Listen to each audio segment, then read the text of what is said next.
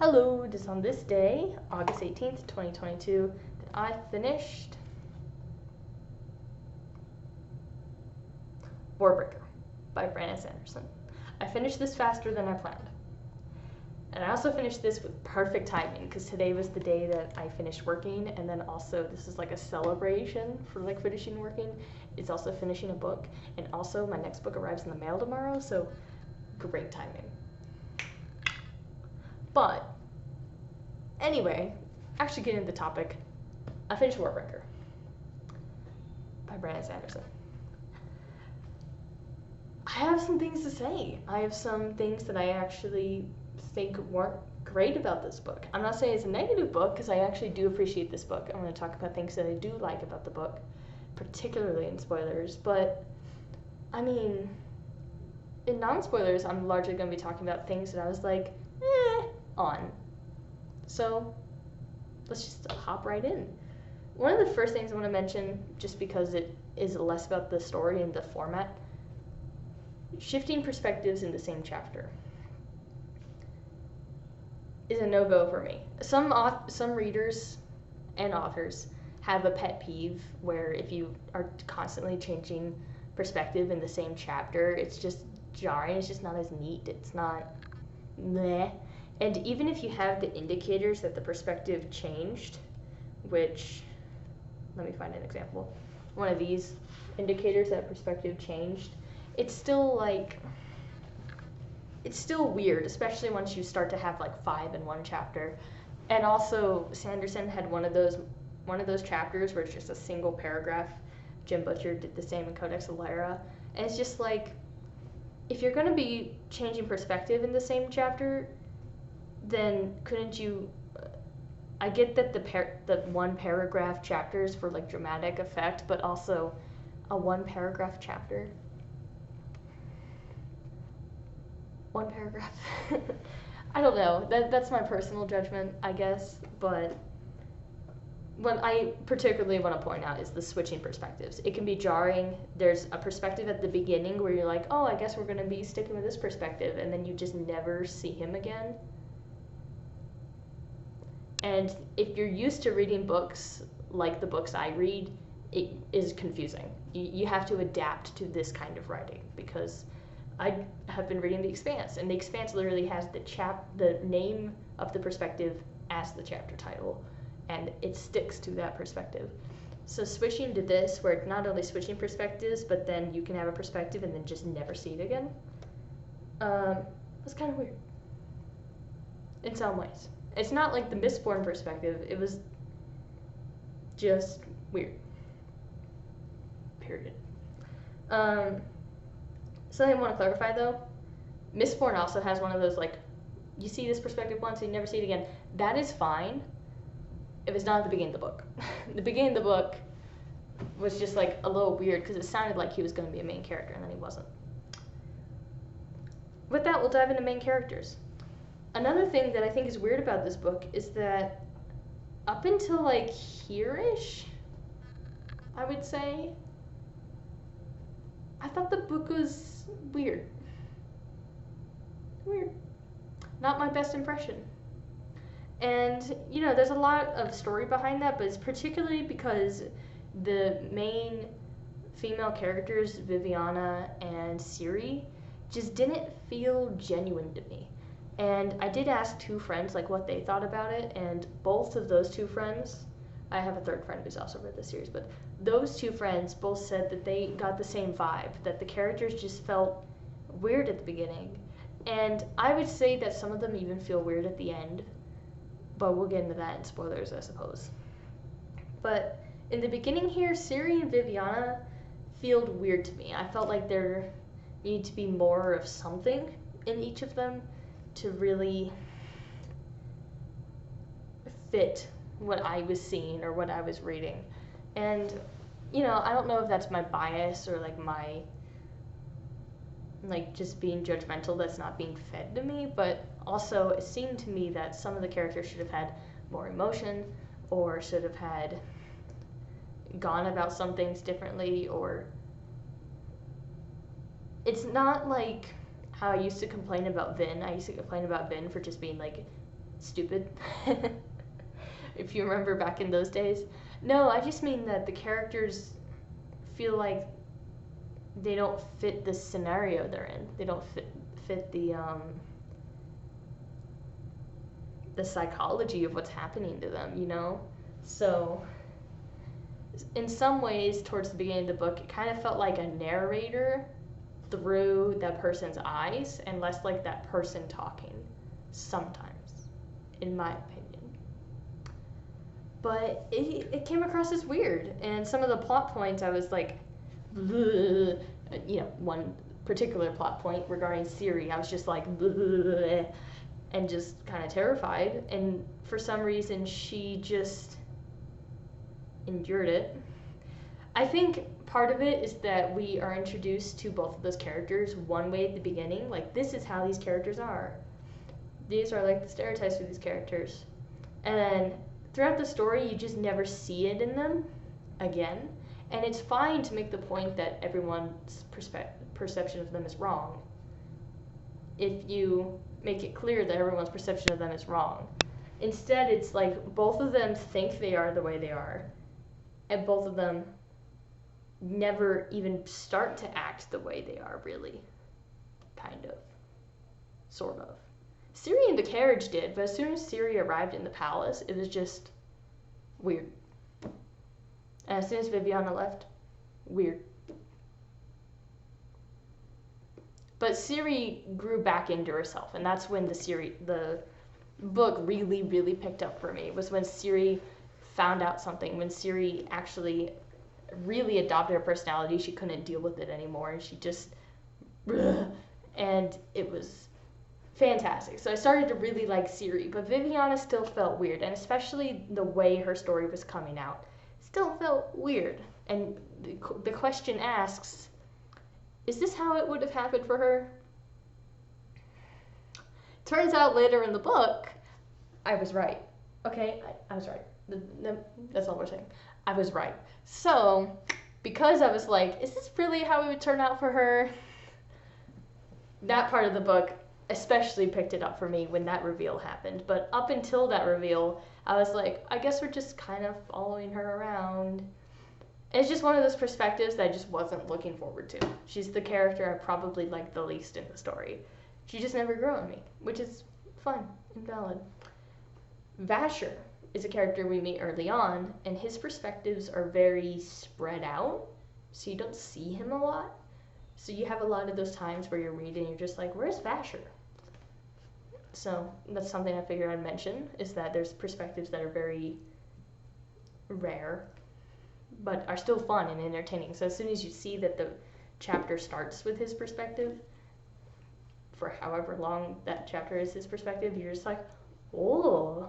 So any chapter with Ciri, any chapter with Vasher, any chapter with Lightsong, I loved Lightsong, were chapters I was very excited about, with some exceptions.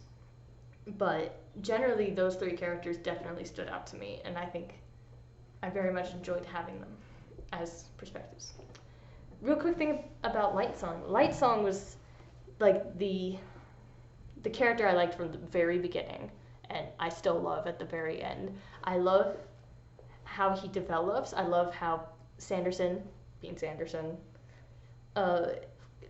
teaches you one way and then just flips it, like gives you the logic, gives you the hints, gives you all the things, and it's like, turns out it's actually the opposite. And it works out, and I love how it all comes together, especially at the end with how Lightsong does his thing. Very entertaining. Very entertaining. There's something we haven't even gotten into yet. Read that. Magic as you have never seen it before. They're not wrong. This should have been the first thing I said. This really should have been the first thing I said. It's Sanderson. We're gonna have a badass magic system.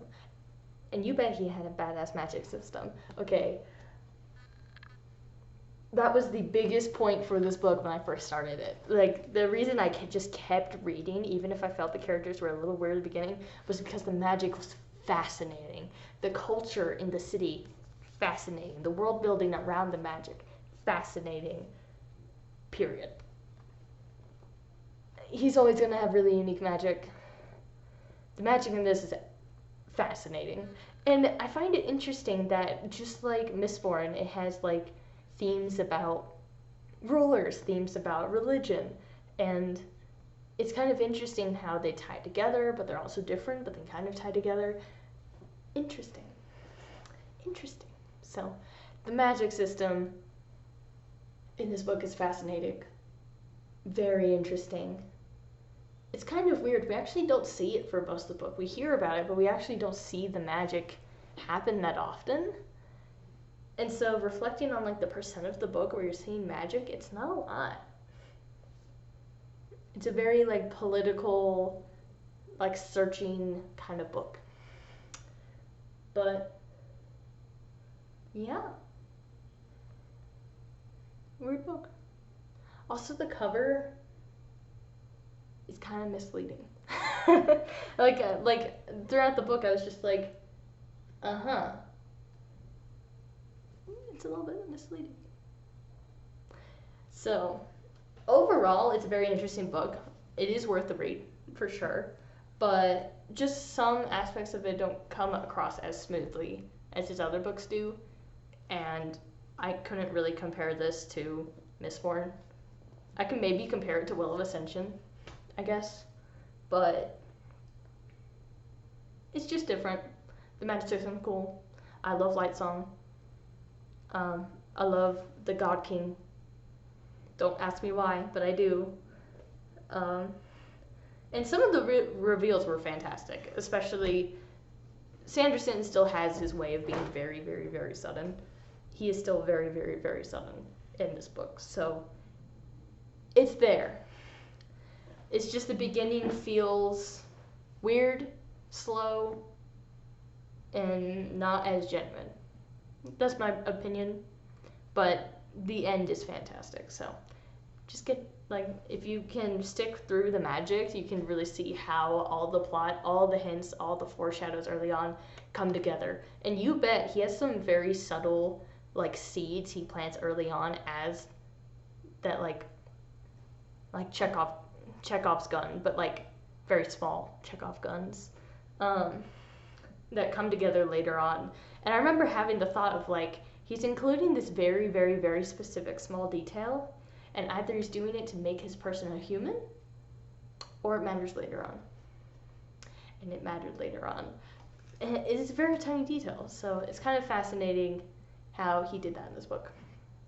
The last thing I'll say is that even though I say the end is fantastic, because it is, I'm talking about this end and not the last few pages end. The last few pages feel rushed to me. This is my perspective, my opinion, my bias. The last few pages feel rushed. I can't tell you why, but it just, rather than really dive into the consequences, dive into, like, what happens after the book, really dive into the emotions, what happens to the characters. We only get two characters having a discussion about lore and the conflict resolved.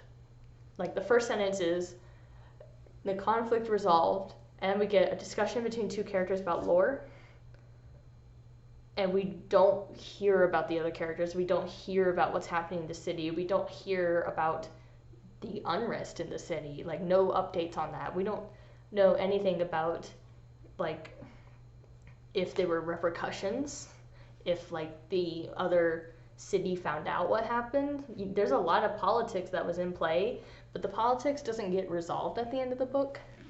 And so the epilogue, especially to me, feels weird because it feels like there was so much that wasn't addressed. So maybe not a neat little bow at the end is what I'm trying to say, like other series and books have. It just doesn't wrap up. It just has, like, all these unknown details that are still out there, but you reach the end of the book and it's the end of the book. So that was a lot of probably picky sounding things. Don't worry, in spoilers right now, we're going to get into all the things that I really, really, really loved. Really loved. The parts of the book I loved. So this is your chance to leave. Spoilers. Pose with the book.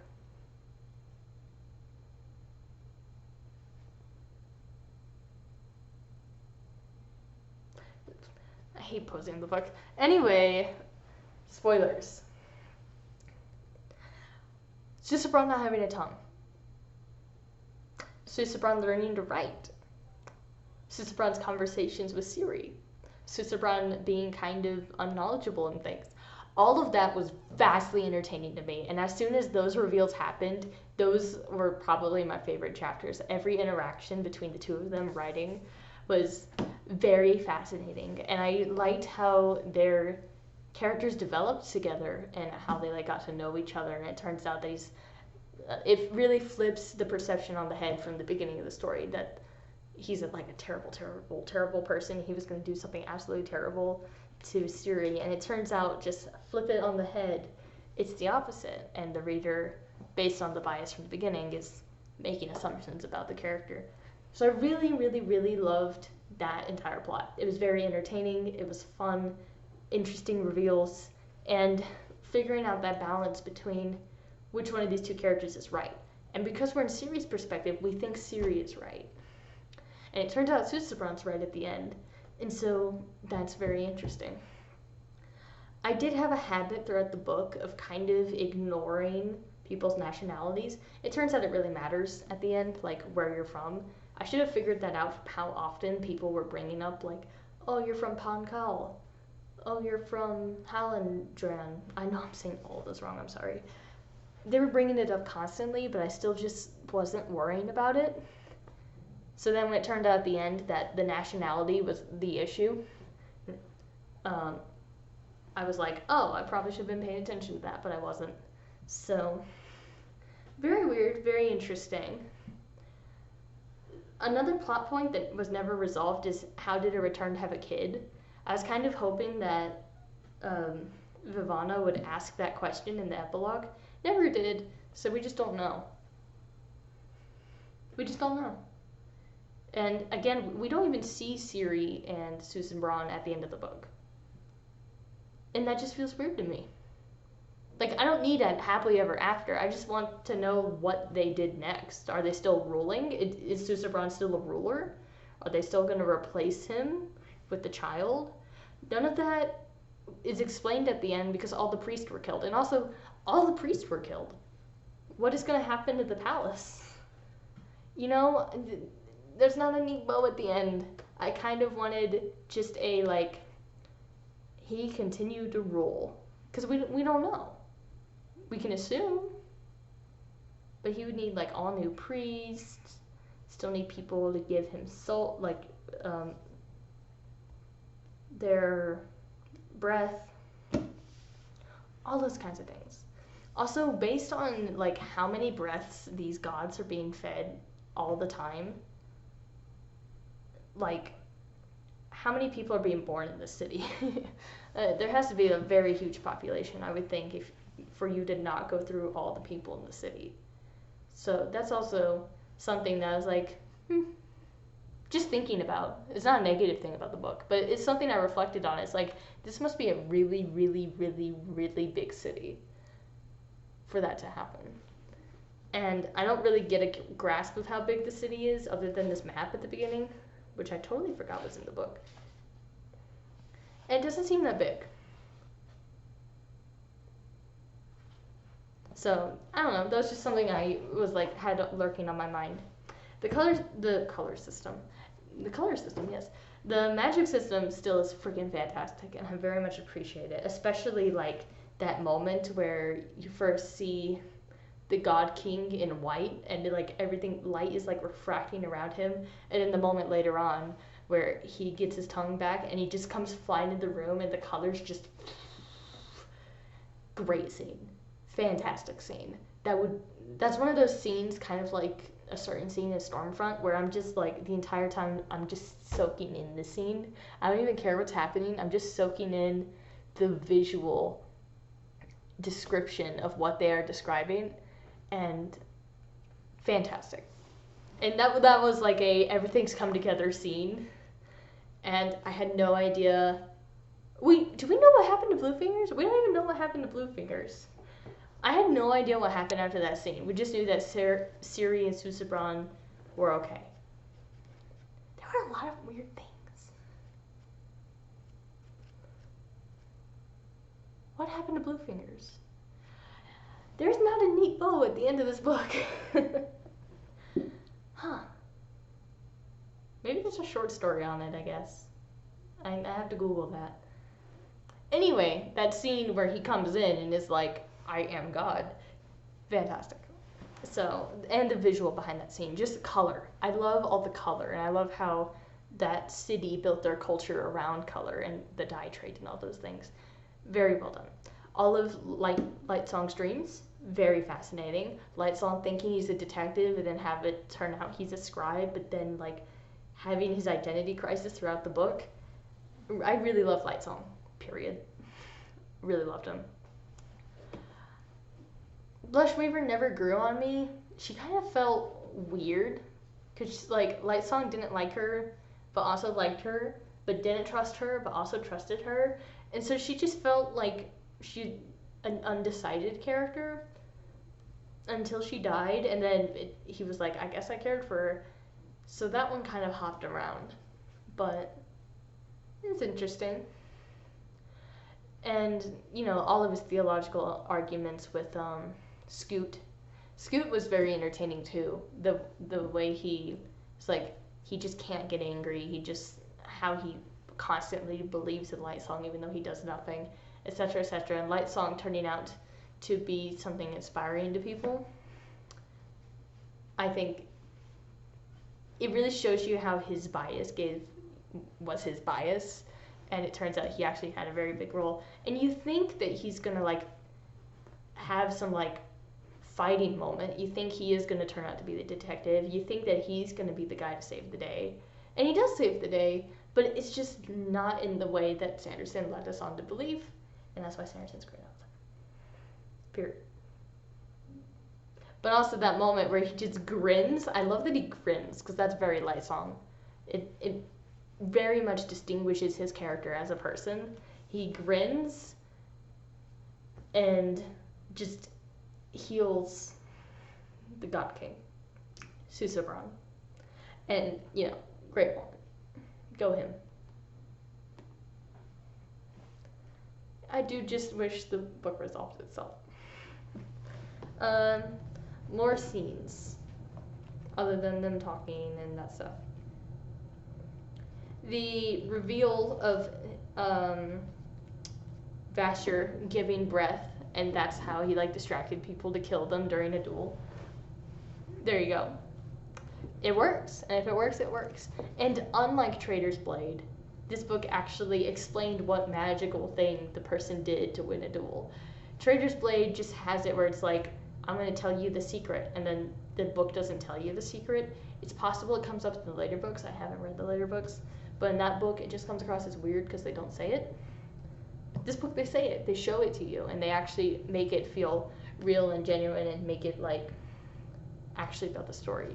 Also, Vasher, the entire time, even when you're in his perspective, you think Vasher's a bad guy just because he's breaking into places, even though he's trying to subdue people. And it's fascinating, again, that even in his perspective, you misunderstand the situation.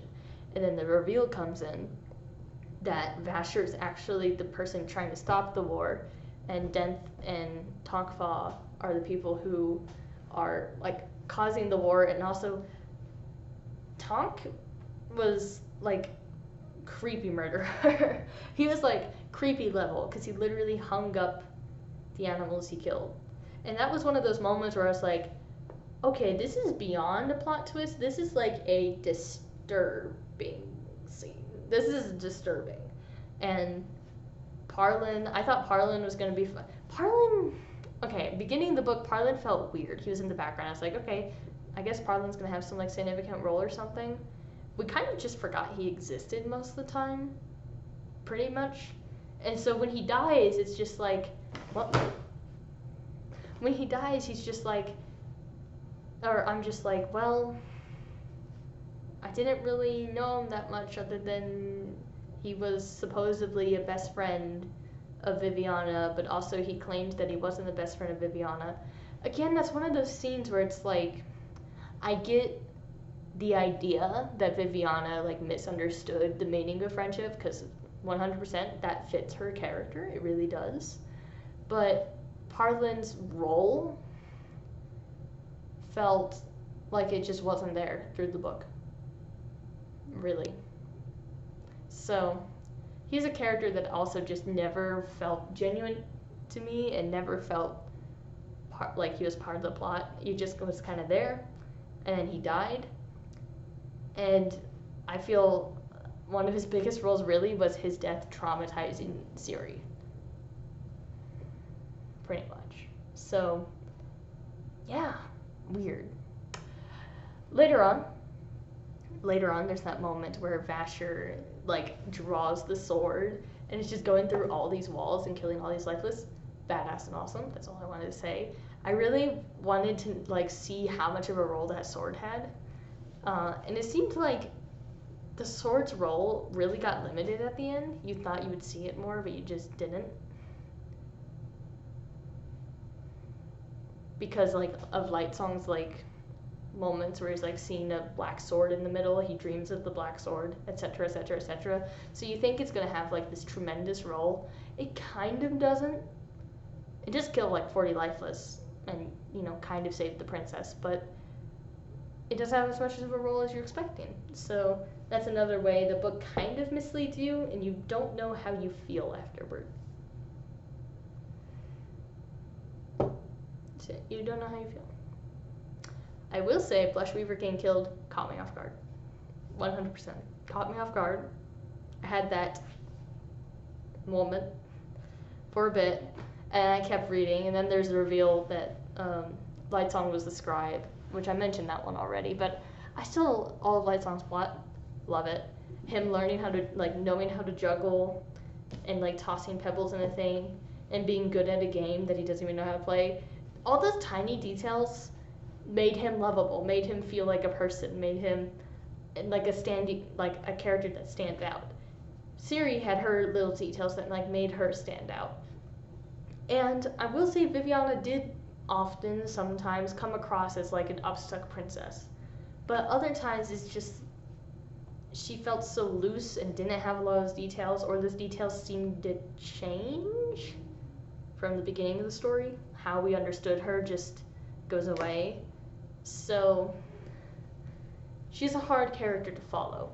The period of time where she's like in the slums and trying to live with no money, that's one of the biggest arcing moments for her, in my opinion, which sounds absolutely terrible, but it's one of the moments where she comes into herself the most, and that's one of the ones that feels the most genuine, really, is her throwing out her ideas, throwing out her ideals and all that stuff, and kind of learning that path.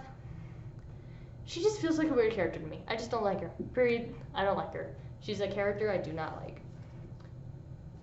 And also at the end where she's like, my family can go without me for a while. It's not just my family can go without me. It's, I'm not going to even communicate with them. That's the way it comes across. Because again, we don't know how the book resolves. We don't know if their father is even aware of the situation. We don't even know if he like stops making war preparations. We don't know anything about the end. So what goes around comes around, and what came around was the end didn't tie it in a neat bow. That's really the biggest thing I've been talking about in spoilers. Other than that I love Lightsong. I love Susebron. Ciri finding out the reveal of Susebron was fascinating. Following Ciri's fear into the palace was interesting. And also the layout of the palace is fascinating as well. And the idea that all the minor gods, the returned, look at paintings and just live as gods and that stuff. There's a lot of very small details that were actually like really helpful to the world building and very interesting in the world building, like sports, those kinds of things were actually interesting. And I didn't expect blue fingers. I should have, but I didn't. So the reveals at the end did catch me off guard, and I did get hope sometimes that they were going to get out, and then they didn't. So Sanderson's really good at giving those false hopes, and then they just can't happen, and then they never come up again. So again, it happens.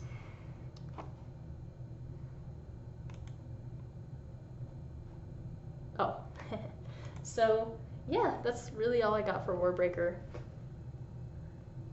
Good book. It's just gonna get 3.5 stars. I know that sounds really harsh, but like 5 is like Hero of Ages, which already makes it like, well, if 5 is Hero of Ages, then like, what about books that are pretty good and just not Hero of Ages level? Well, that's 4. Well, are these equal to, is Warbreaker equal to that? 3.5. So yeah, I hate star ratings for the record, but if I had to convey that to you, that's what I'd say. Not a bad book. I love a lot of aspects of the book. Very fascinating to read. I read it really fast because it kept my attention and curiosity. It's just not my favorite. So, I did finish Warbreaker though. And this is a step to reading Stormlight, which is ungodly series. So, this accomplished. The next book is a book that arrives tomorrow, because I don't own it right now. Shikspist. But if I can find my phone, I will try to load up a photo of it. The next book is called Nemesis Games, and I do have the library copy of it already, I think, possibly. I think I have the library copy already. I do! Look at that. So I actually can start it tonight, even though the physical book isn't here yet. This is the cover. Nemesis Games. It is book 5 of The Expanse. And I should be finishing The Expanse soon if I continue the rate I'm going. Classes start on Monday, so there's a huge question mark on if my pace will break or if my pace will go faster. We don't know. But I am seemingly catching up to my reading goal. And that's the good news. Warbreaker, read. No, hold on. Currently reading. List of favorites? No. A New Generation? Yes. Sorry. Google, Goodreads things. This is the next book, and then after that is book 6, which I have right here, because I have book 6 and I don't have book 5, Babylon's Ashes. And then we will be 2/3 through that series. I may have another break book at 2/3, depending on how this book goes, or I might just try to finish The Expanse. It really depends. But soon we shall finish The Expanse. And the other part of what's new and what's next is what's new. I got Neverwhere by Neil Gaiman, and I got Babylon's Ashes by James S.A. Corey, and I got Nemesis Games by James S.A. Corey. Oh, and I got Elantris. Hold on, 1 second. I got Elantris. It's very gold, or orange gold. It's sheen is what I mean. Sheen. I got Elantris. So just give me a second to put all of my books up here, and you can see how it looks, because actually it's pretty nice. Evidently, this is my apartment. So I wasn't able to bring all of my books. I just brought most of my Sanderson books and then all my Expanse books. But if you look at my Sanderson books, they look very pretty. It makes me very happy. So they all match. So yeah. I won't be able to order The Lost Metal when it comes out because the paperback won't exist, period. So I'm going to see if my library lets me get it, but it's going to be competition. So we'll see how long it is until I can read Lost Metal. I believe it comes out in November. My library tends to be on the ball, but November, it might honestly be 2023 when I'm able to get access to that book. Depends, but we'll see then. that's all I had today regarding Warbreaker. It is still an overall good book, just not my favorite. So, yeah. I hope you all have a good one, and I'll see you all when I finish Nemesis Games. Which, I saw the perspectives for the next book. Oh, I'm very excited, so hopefully it will be soon. Bye-bye.